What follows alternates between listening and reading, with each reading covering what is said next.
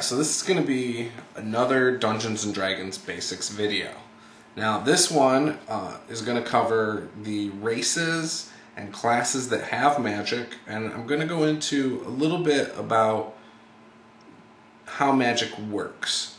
Now, this is something that I've seen a lot of people struggle with, including myself. So, a lot of people I've heard say, oh, there's a lot of magic in the new 5th edition, and there is. And, you know, while that has made some people think before playing it that, well, it's going to be an overpowered game, and anyone with magic is going to be more powerful than someone without. When you get magic, you sacrifice other things. It's just kind of how it is. The game is pretty well balanced in my opinion. So, before I go any further, let's explain who has magic. Now, the races with magic are High Elves, who know 1 cantrip and their intelligence is their spellcasting ability.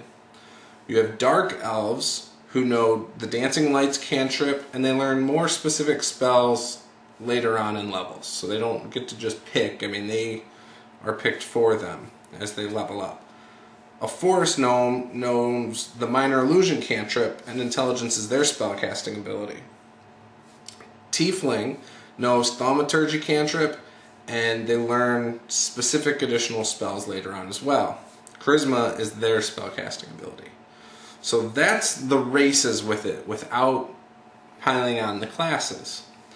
Now the classes that have magic: Bards, Clerics, Druids, Fighters if they choose the Eldritch Knight path at level 3, Monks with the Monastic traditions at 3rd level, so Way of the Open Hand, Way of the Shadow, Way of the 4 Elements, Paladins at 2nd level, Rangers at 2nd level, Rogue if they take the Arcane Trickster path at level 3, Sorcerers, Warlocks, and Wizards.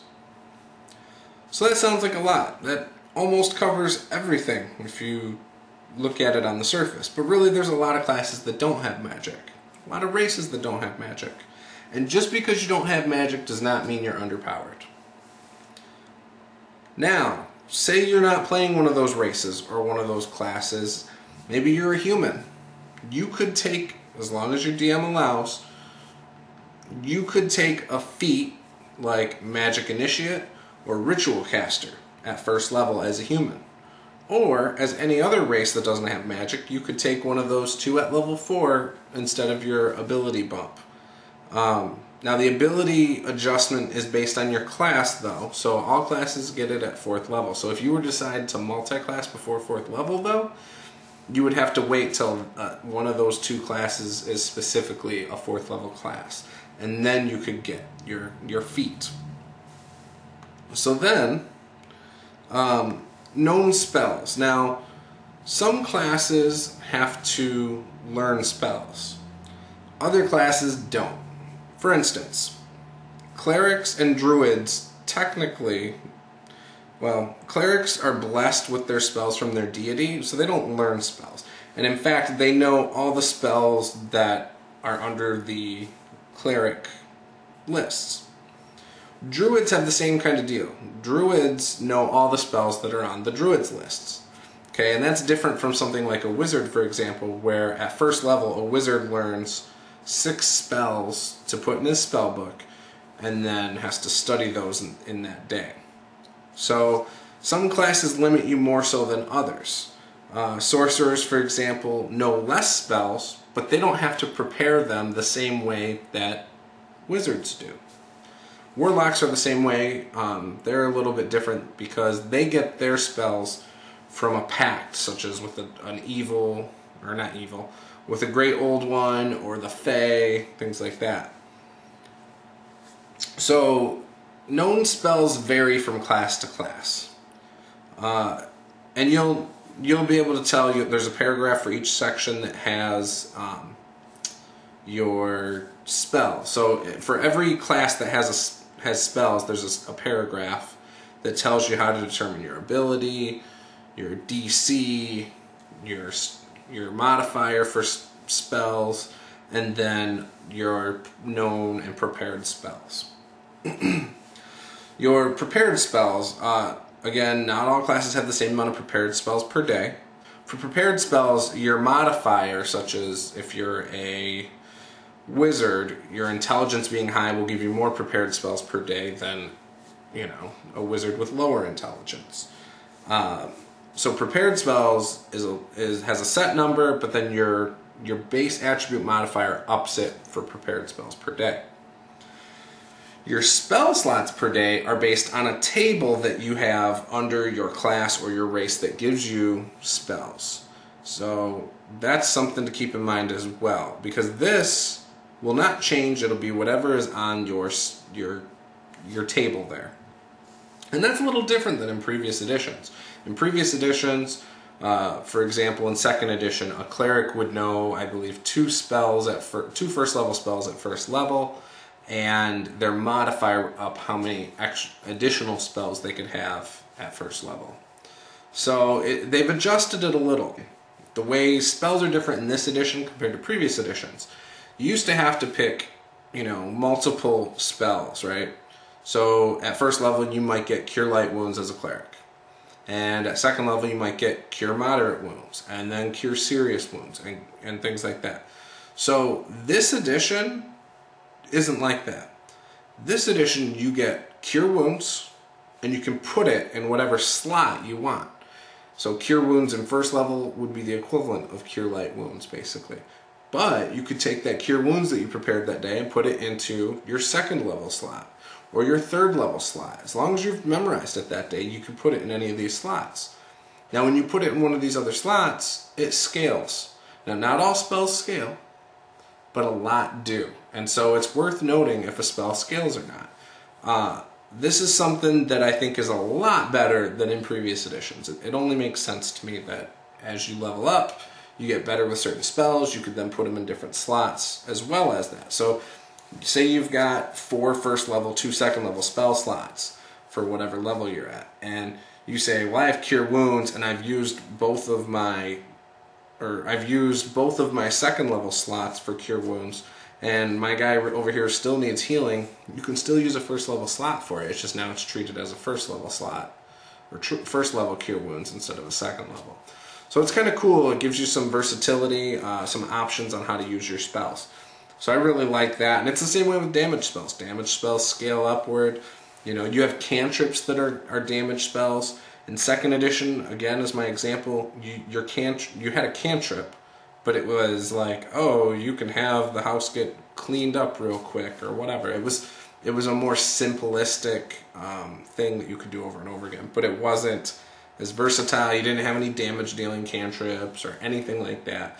It was just smaller things that you could roleplay to help you, but didn't give you a mechanical advantage per se in combat or things like that. Now some of the people that thought outside the box could probably use it in some pretty creative ways, but they changed the way cantrips work since then, and I love it. So 5th edition magic users, while having some similarities to previous editions, it's a whole new ballgame. It's completely different. You know, there's some spells that are very powerful, obviously. As you get higher in level, they become more powerful. Lower levels, some of the spells aren't as powerful, you know. Your cantrips, while you can do damage dealing cantrips, they're great at low level. It seems like as they go higher up, they're not as great. And that's, I think, how it should be, because then it encourages you to use your spell slots. You know, so... And I've never really enjoyed playing a magic user until 5th edition. So that's really all I have to say about that. There's so much out there. You know, there's a lot of things you can do with a spellcaster. I encourage you guys, if you've never played a spellcaster, to try it in this edition. My favorite character right now is my Cleric of Life, Brasswick Feeblehammer. You can see him in Matt Click's game on A Fistful of Dice. The campaign's called The Provokers. He's my favorite character I'm playing right now in any game. And he's probably my favorite character I've played in any game. And I never used to like spellcasters, so that's pretty important now to me, I think.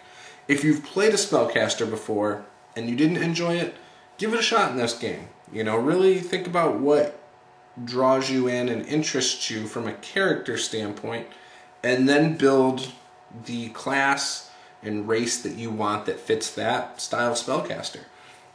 Spellcasting, in my opinion, is much improved in this game,